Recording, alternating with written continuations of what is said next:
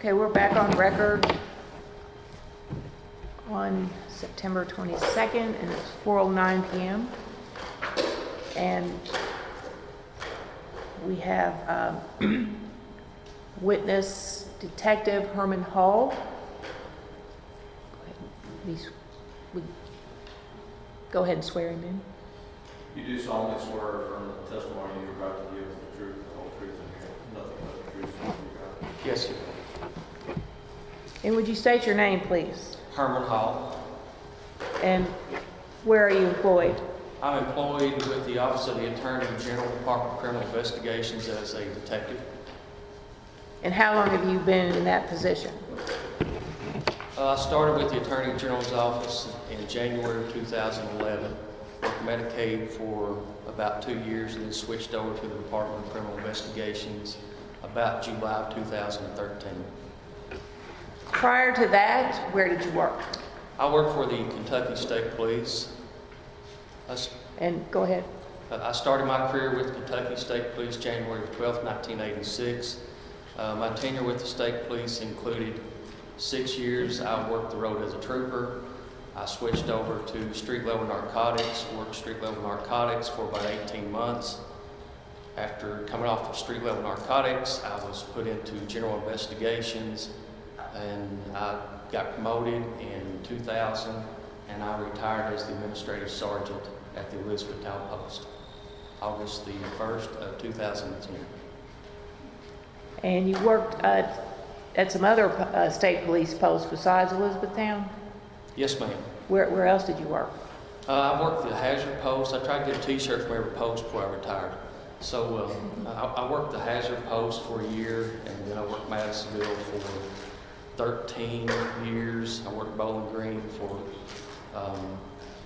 about 5 years, and then went to records for a short period and finished my career at the Elizabethtown Post as the administrative sergeant. Thank you. Now, did you become involved in the Attorney General's investigation of this case, the shooting death of Breonna Taylor? Yes, ma'am. When did you become involved? June the 10th of this year.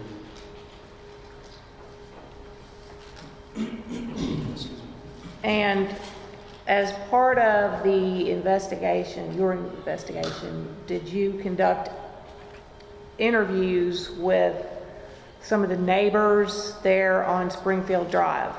Yes, ma'am. And do you know approximately how many neighbors you interviewed? Oh, gosh. I don't have the exact number, but it had to be 15. Could it have been maybe even more like 20 or? It could have been. It could be 15 to 20. I'm just trying to use a very conservative number. Mm-hmm. I know I visited that neighborhood probably 8 to 10 times, and there were a lot of doors that we knocked on where people were not home or they just refused to talk with us. Okay. In particular, did you interview the residents of the occupant, well, the people who live?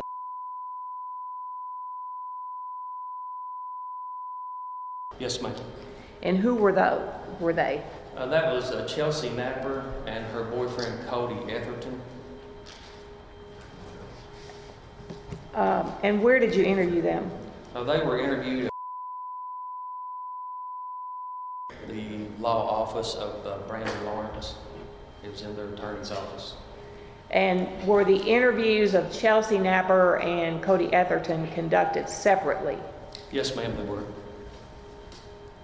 Okay, well, let's begin with the interview of Chelsea Dapper.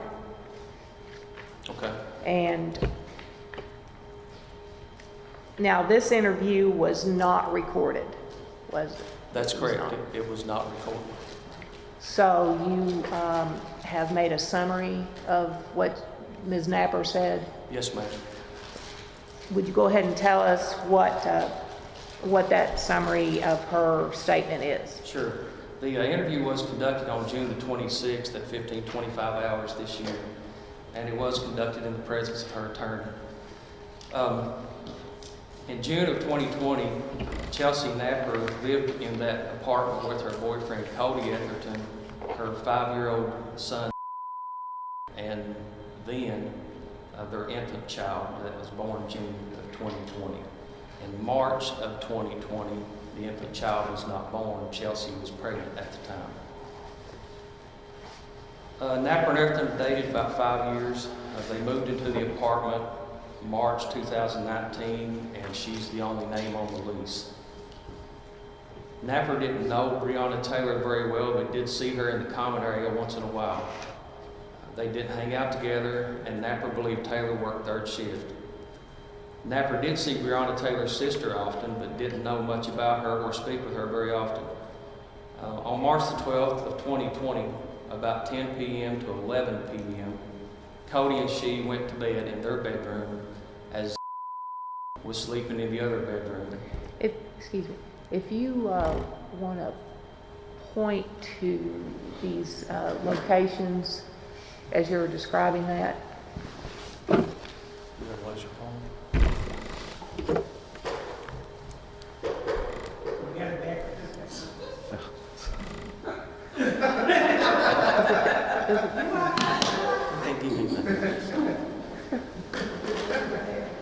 They sleep in the master bedroom and sleeps in this first bedroom closer to the living room area.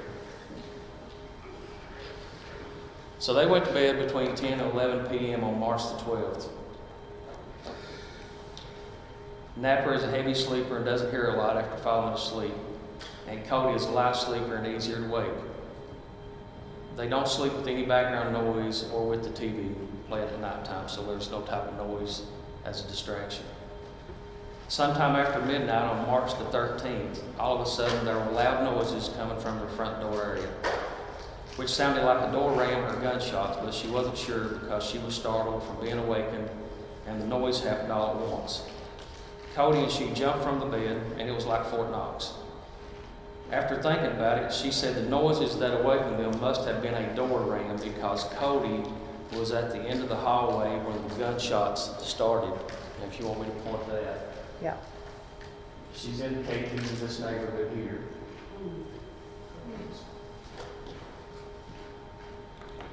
It was so fast and really loud for a couple of minutes.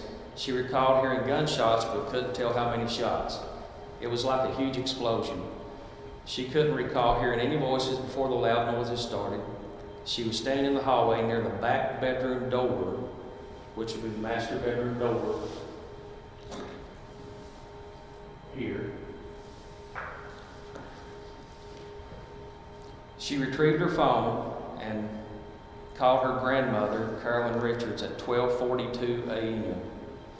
Dapper thought she would need, the reason she called her grandmother was she thought she would need someone to get. She disconnected from the call and then called 911 reporting the incident. Dapper mostly stayed in the back hallway area because she was scared and she froze. She was on the phone and checked on the other bedroom, which is closer to the front door. She believes Cody opened the front door first, and she heard the police saying, and these are the words that she used, "Get the fuck back inside, shut the door." But he can tell me more about it. The sliding back door glass was broken. The police thought their apartment was the same as the apartment next door, Taylor's apartment. Cody was wearing a red pair of basketball shorts, and the police from the back of the apartment were addressing him as red basketball shorts. The police had their guns drawn and were using flashlights as well as K9. The police were ordering Cody to come outside from the back, and Cody said to her, "Call the police and tell them they have the wrong apartment," because he did not want to be shot. She didn't look out the back door but was remembering seeing flashlights. After things calmed, she did peek out of the front door peephole occasionally. She did hear what she thought was a crying kid before discovering it was Kenneth Walker. She could hear him crying and repeatedly saying, "Help, breathe, oh my God, no." Walker was in the Taylor apartment. She did not hear any other voices, only Walker crying. At the time, they didn't know it was the police doing the shooting. Cody was looking through the front door peephole when Walker was walking backwards towards the police. There was blood in the walkway and on Cody's truck. An Asian SWAT cop came to their apartment and asked permission to take pictures of the bullet holes and damage inside their apartment. Cody and she said yes, signing a consent, giving the police permission to take the pictures. She asked the cop what was going on, where did the bullets come from, but they couldn't tell her anything. The incident went all night, so Cody and she took shifts staying awake. She believes there was a bright light on the outside of the apartment complex. She couldn't recall Breonna receiving a lot of packages before the March 13th incident. Taylor was getting some packages from Amazon and United Parcel Service after her death, and Elaine in apartment to get the packages. She again stated she didn't know if it was loud bangs or gunshots that awakened her. She acknowledged people would shoot guns in the parking lot often.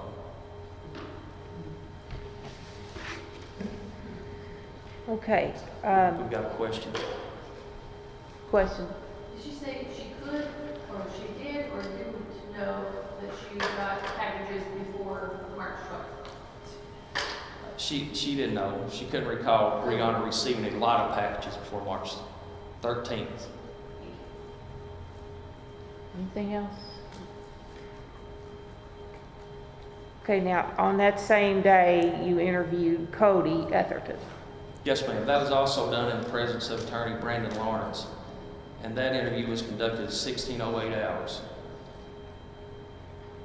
And so what did Cody tell you about that? He confirmed that he lived with his girlfriend Chelsea Dapper and their 5-year-old son and their infant baby born in June 2020. They have resided at the apartment about a year. On March the 12th of 2020, Chelsea and he went to sleep in the back bedroom. About midnight, he was awakened by loud noises at the front door. It sounded as if someone was trying to kick in their front door. Chelsea and he jumped from the bed and he said, "What the fuck was that?" Etherton started walking fast towards the end of the hallway. He couldn't remember if Chelsea followed him or stayed at the end of the bed. He was at the end of the hallway, entering the living room, but couldn't remember if that's the last time he heard the last boom or not. He believes he heard 1, 2, or 3 shots. He recalled seeing drywall dust coming from the wall and knew it was bullets. And the walls he's referencing this dining room wall, which separates that dining area and Taylor's dining area. And where was Cody? I'm sorry? Where would Cody have been when he saw the drywall dust? He recalls coming down this hallway and the drywall dust coming from this wall. And he recalled 1, 2, or 3 shots. At one point he said he must have lost his hearing because he can't recall how many shots were fired. Okay, then what did he do then? Once he saw the drywall dust coming from the wall, he knew it was bullets. He dropped down to the ground and kind of crawled back into the hallway and went back into the bedroom, telling Chelsea to get on the ground. It was loud initially, and at first he thought it was someone kicking the front door in, but when he got to the end of the hallway is when he recalled seeing the drywall dust, but couldn't remember the number of gunshots or hearing the gunshots. He identified the gunshots by seeing the drywall dust. There was a short pause, and he couldn't remember if he was hearing gunshots at that point. He waited for a second, and everything got real silent, and then he heard, "LMPD, get on the ground." And it got really quiet for a minute. He got curious and was wondering what was going on. He thought people were partying, and they got into a fight, so he opened the front door. He saw Breonna Taylor's front door busted open, so he looked into her apartment, but it was dark and he couldn't see anything.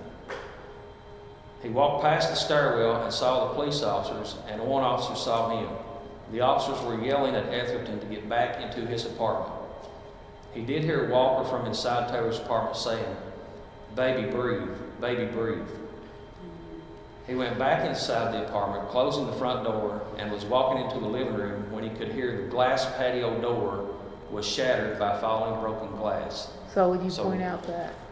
So this back balcony, this door here, the glass was falling from it because bullets had went through that door. He walked to the patio door and pulled the door blinds back. He believes Chelsea was approaching him from the rear, but had not made it into the living room.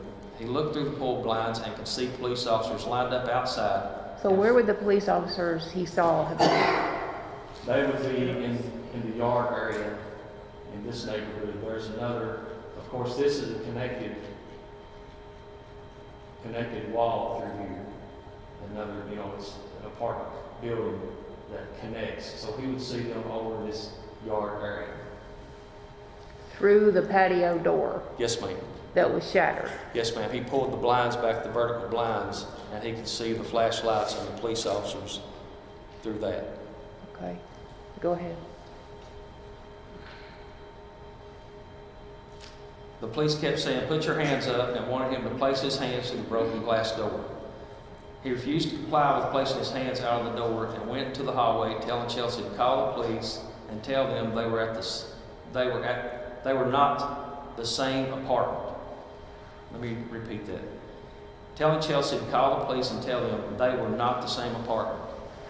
He could hear the police radio saying white male with red shorts, so Atherton was telling Chelsea to call the police and tell them they had the wrong apartment. Atherton did return to the front door and was watching to the door peephole as the police arrested Walker. There's a light in the apartment corridor, the breezeway, separating the apartments. And so he was able to see that. He estimated about 5 minutes between the shooting and the time the police took Walker from the apartment. Atherton was watching Walker walk backwards towards the officers and could see Walker get on his knees at the front of a pickup truck. About 45 minutes to an hour passed before a cop of foreign descent came to their apartment. He stated that unfortunately sometimes these things happen. They gave police permission to photograph the damage to their apartment. When it happened, Atherton went into survival mode and his adrenaline was pumping. He was thinking there were people outside fighting and they were trying to kick his front door in. He could not hear any voices or noises before being awakened by the loud noises that sounded if the door was being kicked in. He knows for a fact he did not hear anyone saying Louisville Metro Police Department or anything prior to being awakened. He would have felt safer if he would have heard Louisville Metro Police Department announced, because he was thinking that he was being robbed. After seeing the drywall dust is when Atherton got down and went back into the bedroom and told Chelsea to get down on the ground. There was probably a 15 to 20 second pause, and then he heard Louisville Metro Police Department saying, "Get down on the ground." There was maybe a 5-minute gap between the shooting and the Louisville Metro Police Department ordering Walker out of the apartment. Atherton really didn't know Breonna Taylor and Walker before the March 13th, 2020 incident. He did see Breonna's sister and her child almost daily coming in and out of the Taylor apartment.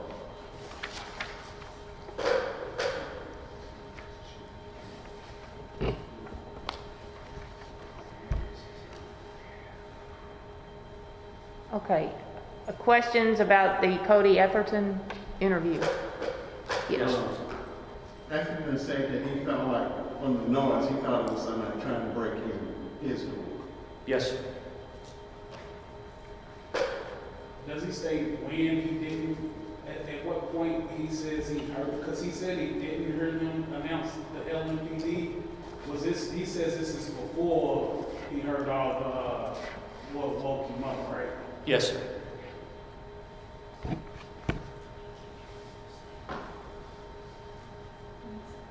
So what woke him up was the heat when they was trying to breach the door. The noises, I The would noise assume. from- That'd have been an assumption on my part.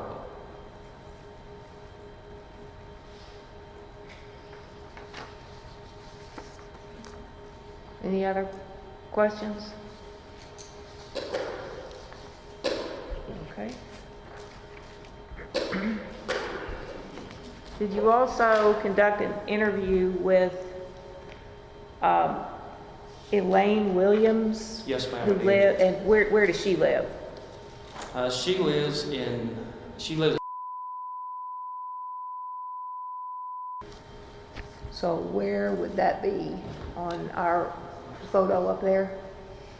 This Which is, is Breonna Taylor's door. This is Dapper, African's door, and this is Elaine's door, Elaine Williams' door. Apartment, Yes, ma'am. okay. That, When did you interview Elaine Williams? July the 2nd, 2020 at 14:07 hours. And what did she advise? It was a recorded interview. She has resided at the residence about 14 months and lives alone. On March 12, 2020, she was lying on her bed watching TV with the volume on medium. She usually sleeps with the TV on. She dozed off to sleep and was awakened by banging at her front door. It's hard to hear any noises from the back of her apartment where her bedroom is located. Her granddaughter lives in the next apartment building to Taylor's apartment. And she thought the banging was the granddaughter's mother dropping her off the next morning. She had her time orientation a little off. She thought she had overslept and it was morning. Williams babysits the granddaughter and will put her on the school bus in the mornings. She immediately got out of bed and went to the front door expecting her granddaughter to be there. She cracked the door open enough for the granddaughter to step in, but she didn't step in. At that point, she fully opened the door. It was dark, and she could smell gunpowder and what she described as gun pellets, meaning gun casings, and thought, what the hell is going on? She did hear them say, "Officer down, officer down." She did not see anyone in the apartment entry corridor, but could smell gunpowder. She ran back into her bedroom, picking up her phone, and the time was 12:45. She called her son, Elijah Williams, when her granddaughter's mother, Breonna Lowe, called her. She put Elijah on hold and answered Lowe's call. Lowe asked, "Are you okay? What's going on?" Now, Miss Lowe lives in the apartment behind Breonna Taylor's apartment, in that apartment building. Okay. Lowe responds, "There's police out here and they're shooting." Williams thought, okay, that's what's going on. And it was a shock. Lowe heard and knows more about the incident than Williams does. Elijah was telling Williams to go into the back master bedroom for safety because the bullets, master bathroom for safety because the bullets could come through the walls. She didn't take his advice until after the police came around the back of the apartment buildings. She did return to the front door and cracked it open. She saw Breonna Taylor's apartment door cracked open and could hear Kenneth Walker yelling and screaming for help. At that time, she didn't know a male was at the Taylor apartment and only knows 2 females to live in that apartment, and she didn't know they were sisters. She knew Breonna and her sister as casual neighbors. She only knows 1 male to live in any of the downstairs apartment, and it was next door to her apartment, in apartment 3, meaning Cody Etherton. She thought it was them, but couldn't picture in her mind why their door was open and Breonna's door was open because of the screaming.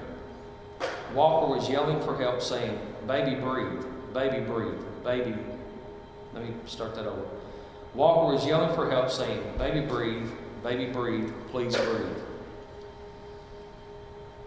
She still was thinking a male was in Taylor's. She still wasn't thinking a male was in Taylor's apartment and only knew of the male next door. Her heart was racing because the lady next door was pregnant and a little boy lives in there also. Williams thought, oh my God, something is wrong with her. She's pregnant. Williams never left her apartment and estimated hearing Walker scream for 15 minutes or more. She kept thinking the incident happened in apartment 3 instead of apartment 4. Because no man lives in apartment 4. She did not know Kenneth Walker prior to the incident. She learned his name after the incident. She added the second time she opened the door, she heard an officer say, "Reload, reload. Let's do what we need to do." The other officers in the back were saying, "Get down, get down." She stated the voices were coming from the left front of the apartment building in front of Breonna Taylor's apartment. She described being in her back bedroom when the front door closed and could hear Walker scream, with the front door closed, and could hear Walker screaming for help. She did not return to the front door area, and the last thing that she did hear was him saying, "Put your hands up and back up, back up." She still thought the incident happened next door and was concerned about the pregnant lady.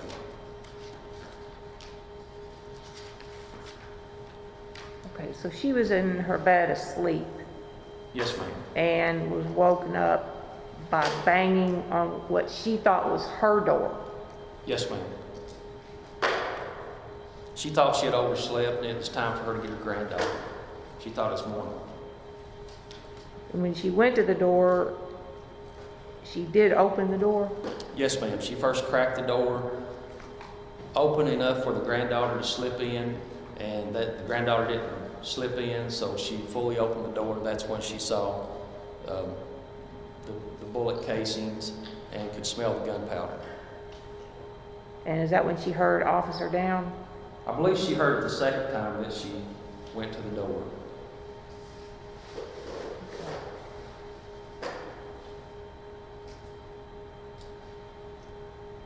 No, it was the first time. I'm reading in her statement. It was the first time that she heard officer down, officer down. The second time is when she heard reload, reload.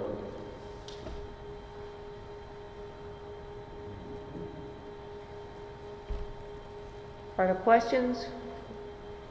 Did you say that that apartment 2 lady, what you just talked about, received some of Breonna Taylor's packages at her doorstep? She did. She, after the March the 13th incident, she would get those packages and take them in her apartment, and Breonna Taylor's mother or sister would pick them up. But she never had before the death. But the packages probably still were coming. I believe she said she got a couple before, not we wouldn't. I think she said 2, maybe 2 before this incident occurred. And I did put that in her summary. So another question? Can you repeat what she said? She said reload, what did she say after that? Yes, ma'am. The second time that she opened the door to her apartment, she heard reload, reload. Let's do what we got to do. And she also heard, get down, get down. Officers in the back were screaming, get down, get down. So she heard the same officers that Cody Etherton heard from the back of the apartment. I would So- make that assumption. Okay. Does Williams also have a back patio yeah, Yes, ma'am. She like does. apartment 3 has, the same design? Yes, ma'am. Okay. I believe if you flip that apartment, the Etherton and Dapper apartment, a mirror image, that is going to be Elaine Williams' apartment.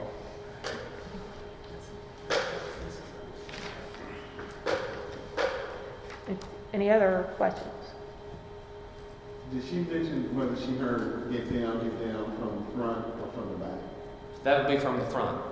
All the noises, all the voices that she heard was from that front door position. And when she heard Mr. Walker, the front door was closed and she was in her back bedroom, but it's still coming from the front door area, that corridor, or in that. She heard get down from the front door or from the back door? No, she heard the get down when she opened the door the second time. I thought you had said she heard officer down. That was the first time. First time, okay. All right. Any other? Yes, ma'am. Sorry, did she specify whether she heard police announce themselves? She Did never- specify? She said she couldn't really give us.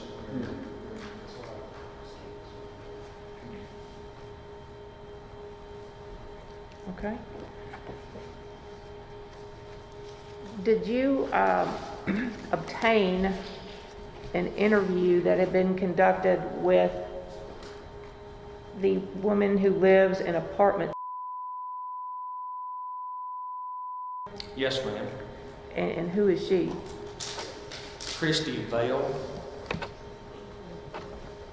And could you point out up here in photograph where apartment is? That door. Okay. No, Oh, I'm sorry, I'm sorry.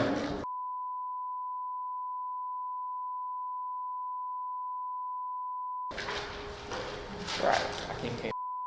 Is directly above the Cody Etherton and Chelsea Napper apartment. Yes, ma'am, it is.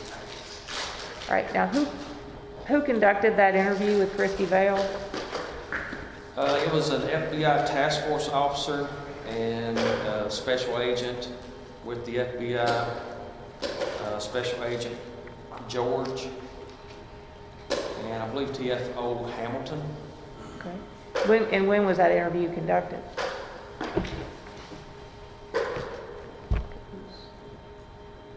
(6/11/2020).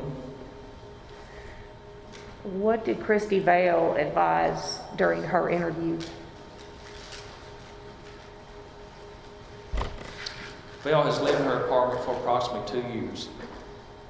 She recalled the events of March the 13th, 2020, and says she was home sitting in her bedroom checking her phone when she heard what sounded like someone beating on her door.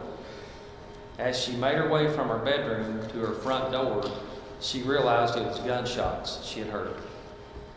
She believed it was nonstop and thought somewhere between 15 and 20 shots. She heard officer down and reload. She also heard a guy she later learned to be Kenny downstairs yelling for help. She tried to find a safe place and went back into her bedroom.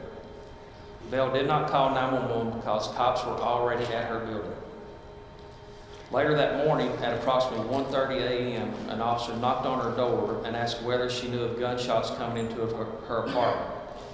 She said she never found any bullet holes in her apartment. Vale stated she fell asleep approximately 5:30 a.m. Vale says she did not take any pictures or make any videos of the incident. She stated she did not know the occupants of 3003 Springfield Drive, apartment 4. And there's another paragraph if you want me to read it. I don't think it's applicable. No. So she was awake at the time in her bedroom Yes, ma'am. when she heard also, as Elaine Williams, someone thought someone was beating on her door. Yes, ma'am. And, but did she ever open her door? No? I believe she looked through the peephole, just my recollection of the recording. Okay. And she heard officer down also and reload. Yes, ma'am. Okay.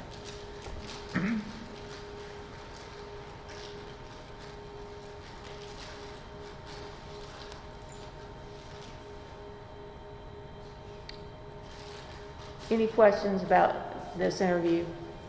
yeah, she was awake, she thought it was her door being knocked on, she never heard LM, local police. No, sir, she did not.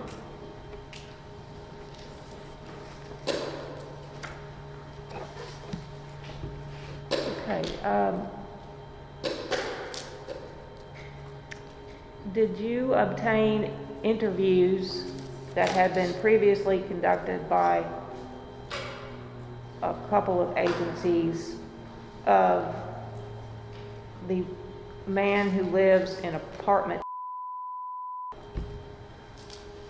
in the, if you would refer up to this photograph, in the section of that building? Yes, ma'am. And what is his name? Jack Schuler. And what apartment is he? He is apartment. Could you point out on apartment? That's going to be this upstairs apartment, this location. Okay.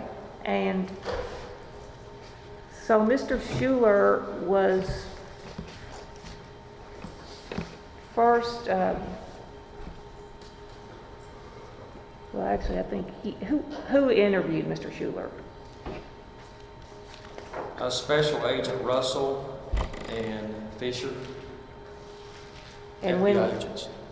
FBI agents? And when did that happen? June the 12th, 2020. What did Mr. Schuler advise the agents that he had seen and heard that night? He's lived in the apartment complex for nearly 5 years. He lived previously above where the incident occurred 3 years ago. Schuler lives with his wife, Melissa Schuler, and 18-year-old daughter, Jacqueline Schuler. On March 13th, 2020, Schuler was in his living room watching television with the sliding glass door open. It was quiet outside when Schuler heard 3 quick pops that were gunshots. Schuler got up from his couch and moved towards the sliding door. As he made his way to the sliding door, there was a pause of a few seconds, followed by the sound of 2 more gunshots. When Schuler reached the sliding door, he moved the shades to see what was happening outside and saw a line of cars across the parking lot. The line of cars were parked such that the vehicles which were parked in the apartment parking spaces were blocked. After another brief pause, Schuler heard a 3rd set of gunshots. Schuler described the 3rd set of gunshots as sounding like the OK Corral and like a fully automatic gun was being fired. When Schuler looked outside, he saw people outside who were dressed in black and wearing vests. Schuler did not see anything on the attire of the people outside identifying themselves as police officers. At that point, Schuler did not know the people he saw outside were police officers. Schuler saw a man below his deck, which he now knew to be a police officer, hereinafter referred to as Officer 1, who was shooting at a residence. Officer 1 shouted out commands to the SWAT team to bust down the gate. Schuler heard Officer 1 say words to the effect of, "I don't care, break the effing gate down so you can get in. I want you in so the ambulance can get in."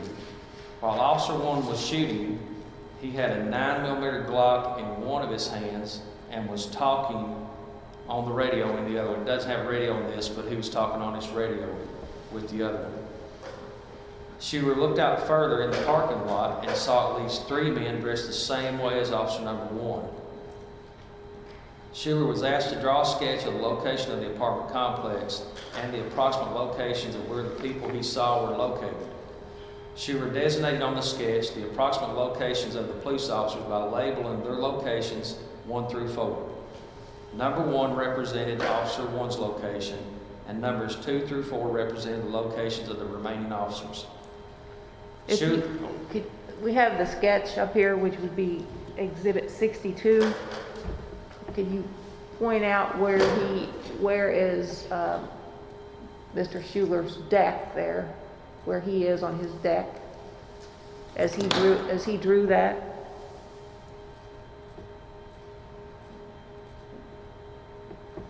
Well, I believe this is his deck. Okay. And there's the number 1 designated by his RV, I don't know. Russell. And then we've got 2, 3, and 4 indicating Officer 2, 3, and 4. I think Officer 1 is down there by the deck. There By we the go. deck. I couldn't see that little. Couldn't figure out what this was, but I believe that's correct. Yes. And then 2, 3, and 4 are cars across Those are officers. officers. 2, Officer 3, and Officer 4. Okay. Now,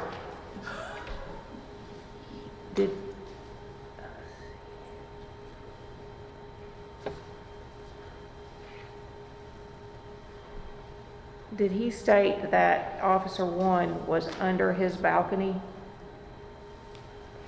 He did say that Officer 1 was located below him.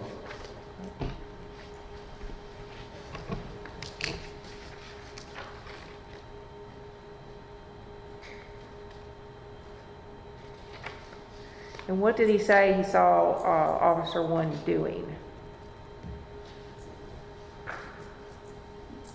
He saw Officer 1 shout out commands to the SWAT team to bust down the gate. He heard Officer 1 say words to the effect of, "I don't care. Break the effing gate down so you can get in. I want you in I want you in so the ambulance can get in. While Officer 1 was shooting, he had a 9mm Glock in one of his hands and was talking in the other.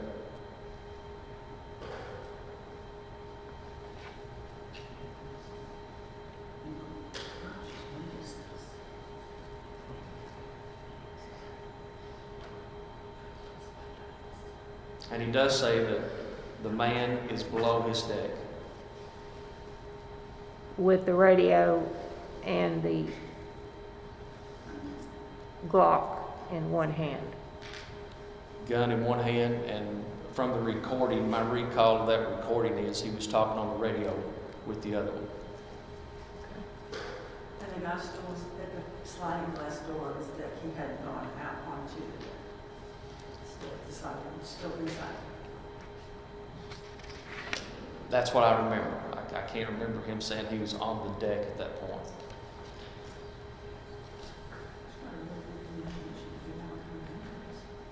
How does he know it was a Glock? That's Is he familiar with weapons? He referenced his military background and his familiarization with guns. He visits the range often and shoots different types of weapons and stuff. You want me to continue? But he didn't, I got a question. So from his vantage point, he can look down at the officer between the cars and the patio door. That officer is firing into the patio, or maybe the patio or the basement. That's his recollection. Okay. I can't. So the officer that is doing the talking on the radio is below his desk, which is quite a ways from. According to his statement, the officer would be in this location somewhere. He's in five, so. The officer was below his desk. So. Right, so he's actually looking kind of pointing in. What if the carrier was a song? He goes, What if the carrier was a song? oh, did he have any statements? Did he have any statements about the officer number one, in regard to someone outside telling that person to raise their hands and turn around? Oh, it may be further in the interview. I'm not done. Okay, go ahead then. Continue with the interview. Schuler saw officers 2 through 4 shoot at the direction of the department as well.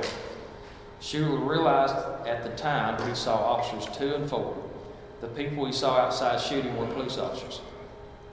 When they broke down the gate, Schuler went back to his couch and turned the television off to listen.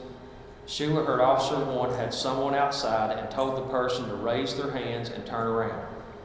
Schuler assumed the person was handcuffed and taken away.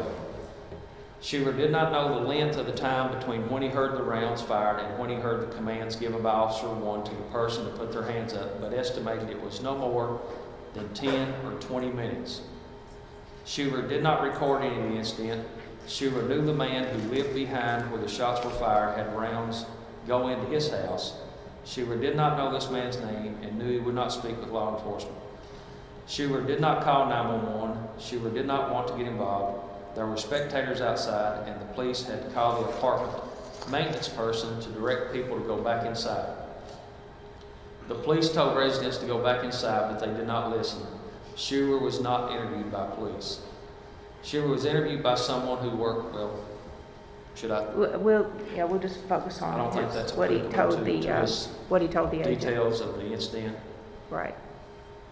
And what did he say about his wife and daughter? His wife and daughter were asleep when the incident began. Schuler's daughter and wife low crawled out of their bedrooms, and Schuler instructed them to get into the bathroom. Schuler's wife won't speak to law enforcement. Anyways, he goes on to give her phone number and did not recall his daughter's number. And he goes on to say Officer 1 was right under Schuler's balcony between the sidewalk and a parked vehicle. Officer 1 stepped beside the parked car. Once the shooting was over and before police had the person out of the apartment, there was a vehicle with red and blue lights on it. This vehicle did not show up until the firing had stopped. Schuler's first thought was someone wanted to shoot the apartment up. Schuler did not have any problems with his hearing or does not have any problems with his hearing or vision. Schuler wore glasses. Schuler was not wearing glasses at the time, but stated this did not impact his ability to see. Schuler talked to his wife and daughter about what he observed. Schuler did not post anything online about what he observed. Schuler had an Instagram account and took a picture of the memorial, which he posted on Instagram. He just saw Breonna Taylor in passing. He didn't socialize with Taylor. Schuler never walked onto his balcony during the incident. Schuler could see Officer 1 from the waist up. Officer 1 was on the sidewalk in front of a parked vehicle when Schuler saw Officer 1. Any other? Yes, sir. Did I hear you say that he saw officers 2, 3, and 4 firing the weapons? Yes, sir.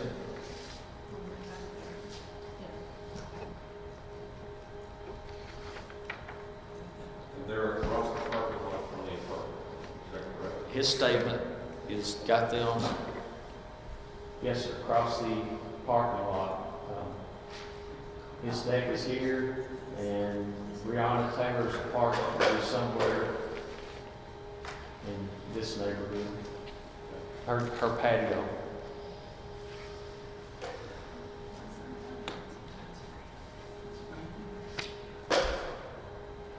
What's his address? What is his address? I'm sorry, I can't.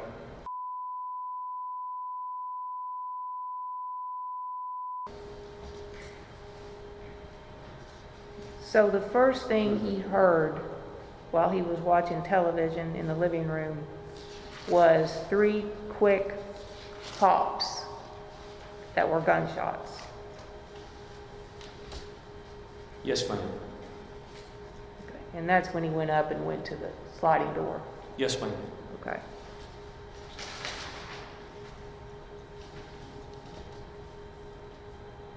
Any other?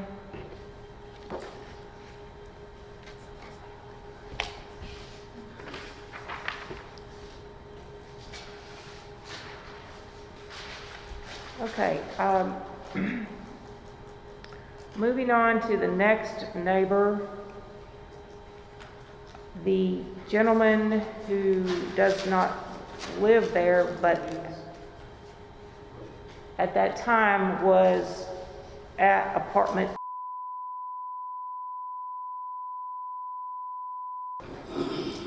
Yes, ma'am. And who is that? Aaron Sarpay. Is this the guy who was walking out to his car? Yes. Yes, sir. Yeah. He was interviewed several times. Yes, ma'am, he right? was. And you interviewed him at one point, Yes, ma'am, I did. but prior to your interview, he had been interviewed by who? Louisville Metro Police Department Sergeant Amanda Seeley and Sergeant Jason Vance. So, okay, the first interview with Mr. Sarpe, what date was that? It was a phone interview that was conducted on March the 21st, 2020 at approximately 00:56 hours. Can you summarize that interview or that phone interview? Sure.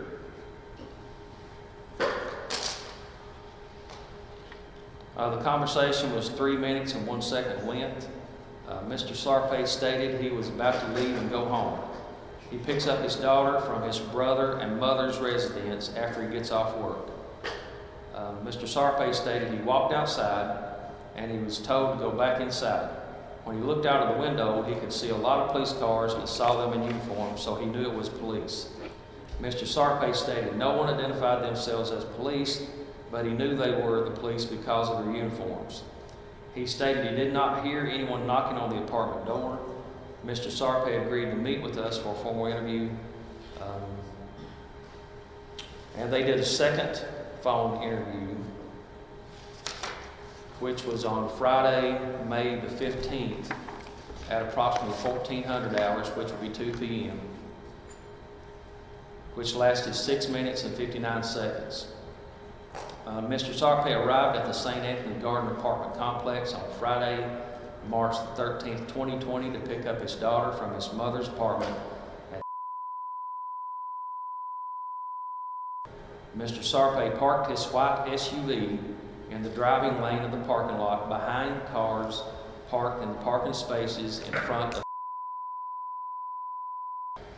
Mr. Sarpay was walking out the door to leave, and he noticed 4 to 5 gentlemen below the apartment stairs.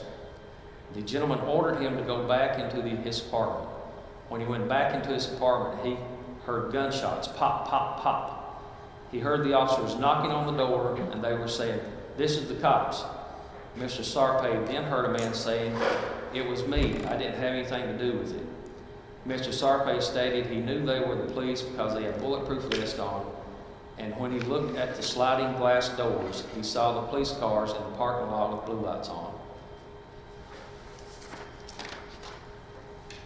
Now you got to realize, Mr. Sarpay, there's kind of a communication barrier.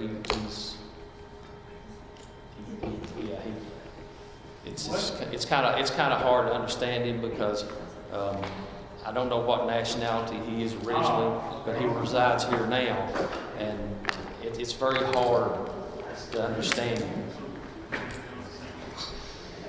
Now, then you conducted an interview with Mr. Sarpay, Yes, ma'am, I did. and what did he advise you? That interview was conducted on June the 26th. I'm sorry. What date? What date did you interview Mr. Sarpay? June the 26th of this year at 10:59 hours. Okay, and what did he tell you? He cares for his 2-year-old daughter and uses a lady that lives above Breonna Taylor's apartment as a babysitter. The lady lives in the apartment with Stanley and his daughter. The lady has been babysitting his daughter for 2 years. He usually drops her off at 1:30 p.m. and arrives to get her about midnight. On March the 12th, 2020, 1:30 p.m., he dropped her off as usual and went to work.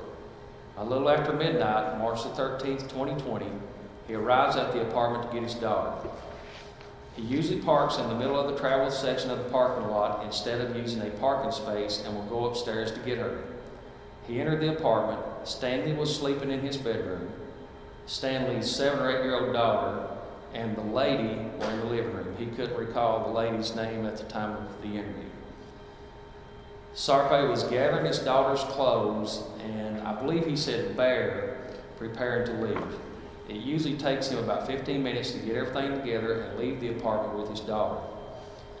He did not see any cop cars or police before entering the apartment. As soon as he opened the door to leave, they started screaming, go back inside." He said, "What's going on? I have to go." They said, "Go back inside." He had to go because his car, a white Toyota Sequoia, was in the middle of the street. They said, "You can't leave right now. Shut the door and go back inside."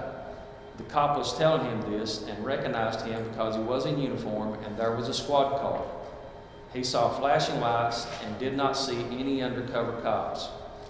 He did not hear any knocking, but did hear gunshots. When he opened the door with his daughter, he saw 4 cops under the stairs against the wall by the lady's apartment door, meaning Breonna's door. They screamed at him to go back inside, go back inside. The cops were in uniform. The armored police vehicle was in the parking lot and other police cars were coming in the parking lot. Later is when he noticed the undercover vehicles and they had his vehicle blocked in. He went back inside and looked through the sliding glass door and there were blue lights all over the place. He heard the rapid gunfire a few minutes before and then it was quiet. A lady cop came to the apartment he was in and told them to stay inside.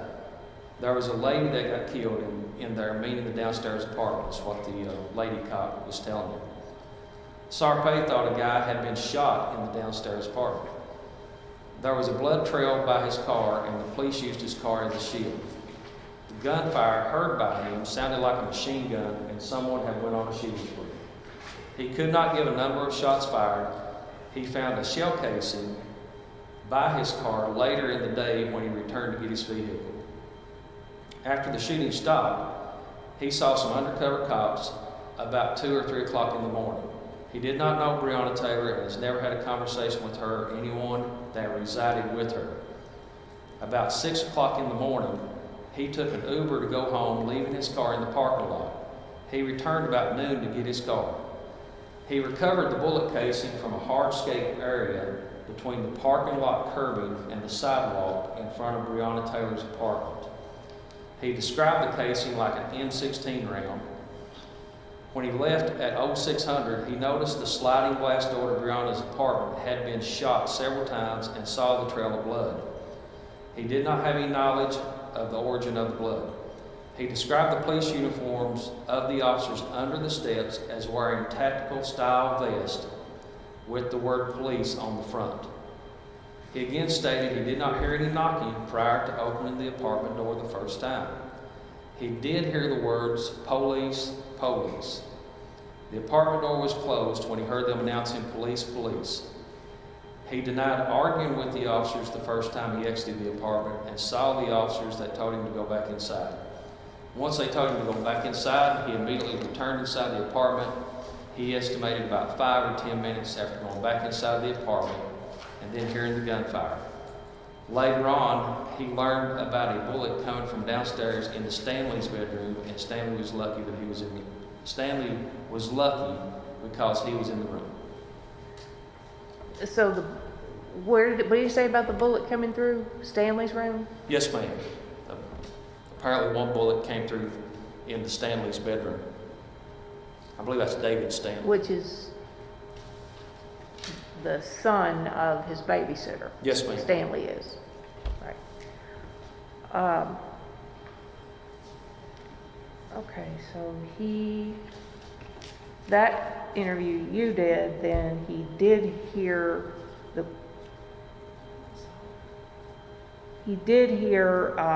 announcing of police, Yes, ma'am. but no knocking. Yes, ma'am. He did not hear any knocking. In the first interview, he didn't hear any knocking. And the second one, he did hear knocking and announcing of police. Yes, ma'am.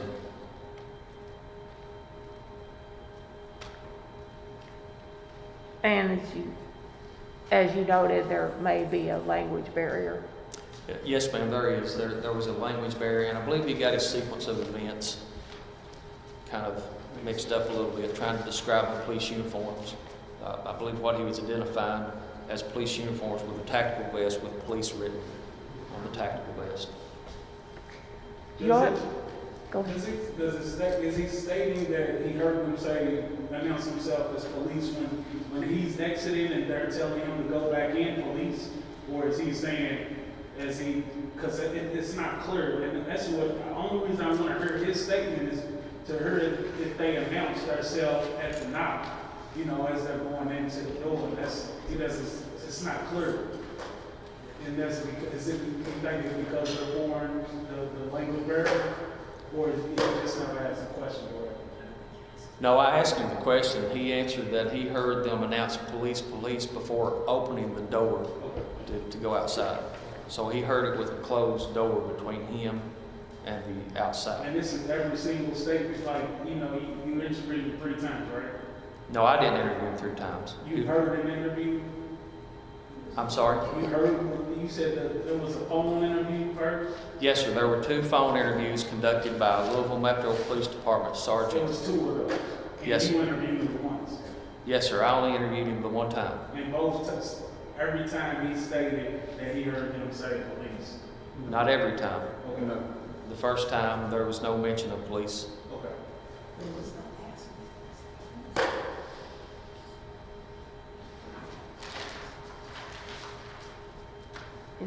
Yes. The first time you didn't hear anybody identify themselves as police. Second time, he might have, and then